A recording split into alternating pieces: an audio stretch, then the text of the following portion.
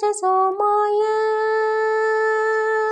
मंगलाय बुधाय च गुरु शुक्र च शनियच्च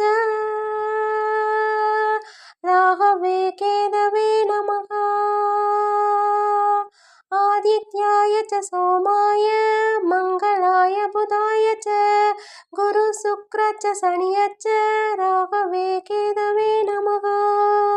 आदित्याय च सोमाय मंगलाय बुधाय च गुरु शुक्र च शनियच्च राहवे केतवे नमः।